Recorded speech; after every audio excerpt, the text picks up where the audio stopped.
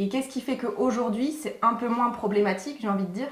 Alors aujourd'hui, la bonne nouvelle, depuis le 1er février, c'est que la méthodologie du coût de calcul du taux d'usure a été revue. Non pas au trimestre, mais au mois. Donc en fait, ce qui veut dire qu'aujourd'hui, le taux d'usure est beaucoup plus en adéquation avec l'augmentation des taux du marché. Le fameux décalage finalement qui était présent, exactement. n'a pas raison d'être, quoi, là. Donc la Banque de France effectivement a revu sa méthodologie, les banques ont fait des remontées, les courtiers ont fait des remontées et ce depuis cet été en fait en indiquant qu'il fallait absolument revoir le calcul.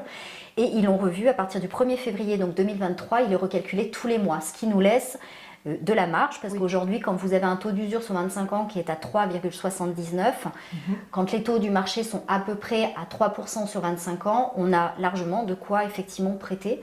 On peut passer une assurance, on peut passer des frais de garantie derrière, des frais de dossier, et donc le prêt est accepté. Donc aujourd'hui, on a beaucoup plus de latitude. Bah écoutez, j'espère qu'on a répondu à votre question, déjà notamment sur le taux d'usure, et puis surtout cet aspect aujourd'hui qui est quand même important pour obtenir son prêt.